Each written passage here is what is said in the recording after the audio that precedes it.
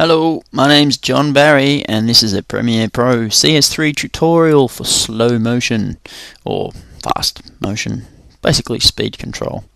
This is the basic version of what goes on with slow motion and speed control. And there is another one which I'll go through at another point in time called time remapping, and that's very, very cool as far as speed related things are concerned. But if you just want to get stuff in slow-mo or just speed it up, the best way to go through it is like so. As you can tell, or maybe not, I'm an Aussie.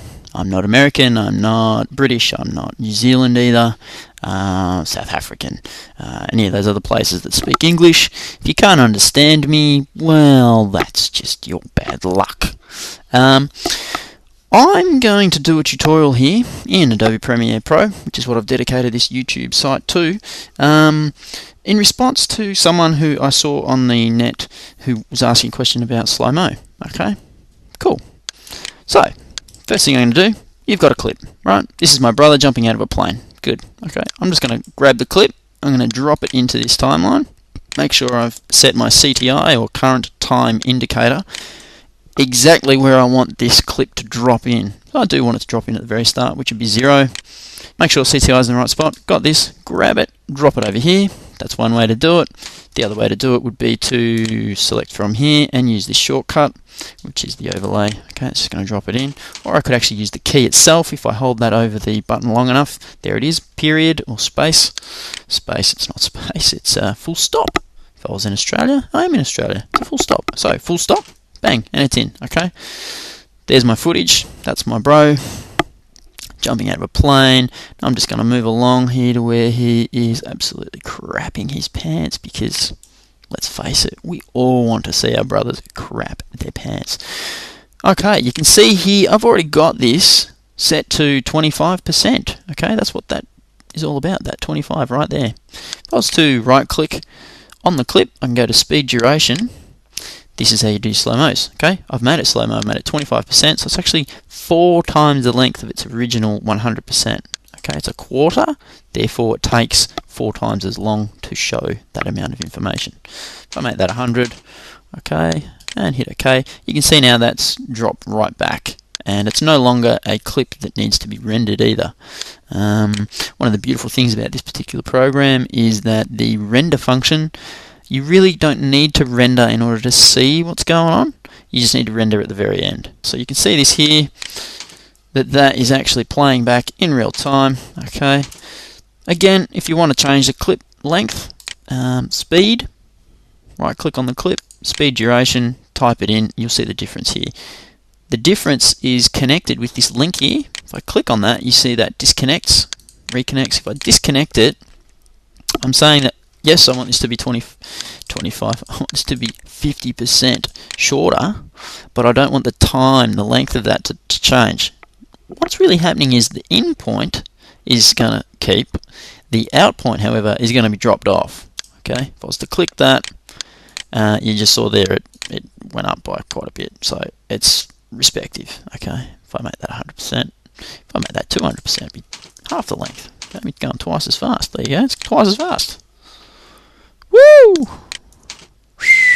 Now that's how you jump out of a plane. Alright, I'm just going to undo that. Shortcut, Control R, same way. Make sure you select the clip first. If you got nothing selected, right clicking does nothing, Control R does nothing. Select the clip, Control R, or right click, speed duration. You could do it from the timeline, which we're in right now, or you could do it from the source monitor, which we are in at this point. Right click, same thing, speed duration pops up. Control R, same thing, pops up. Okay, play with that, enjoy it, have a lot of fun with it.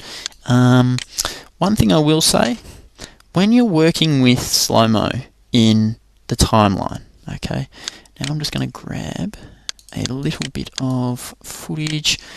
No, I'm going to make a black video. Okay, a little bit of black. I'm just going to drop it in on the end there. Hit backspace so I can backspace, backslash. Ah, John. Righto. So what's happening here is this clip is running now at 100%. I do want this clip though to run at 50%. Okay, I've got another clip in there. I've basically edited something together. I've got a little clip on the end. So select my clip, make that 50%. Bang. Okay, now he finishes his jump. It's right before the parachute's about to go. What happened there?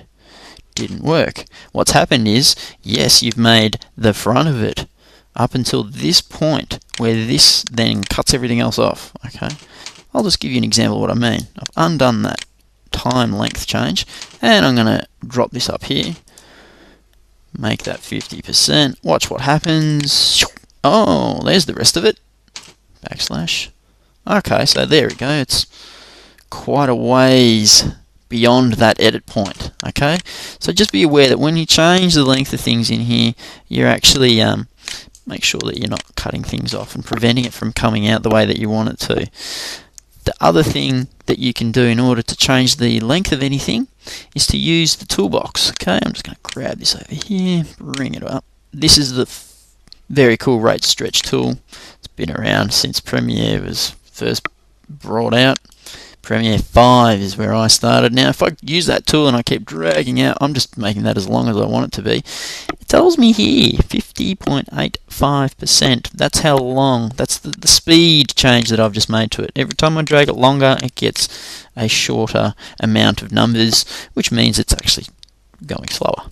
Okay, if I make that quicker and we zoom in here, you can see now it's going 260%, 0.46. So that's another way of doing it. Best way to do it, select it and type it in. You got yourself exactly what you want. So that's how you do speed changes in Premiere Pro, CS3, Premiere Pro 1, Premiere Pro 2, Premiere Pro 1.5, and Premiere Pro CS3. So hopefully you can start doing some very cool slow-mo footage, and maybe I'll use the footage of me jumping out. Maybe not. Maybe I should keep my identity secret. Actually, I just think I wasn't scared. He looks funnier. Yeah, it's effing sweet. Yeah, good one, bro. Okay, thank you. My name's John Barrie. I'll be posting some more stuff up here. So if you've got any things that you want to learn about or know about, please, I want to make this user-generated content. Give me things that you want to know. I will make you a tutorial about it. Okay? Thank you. Goodbye.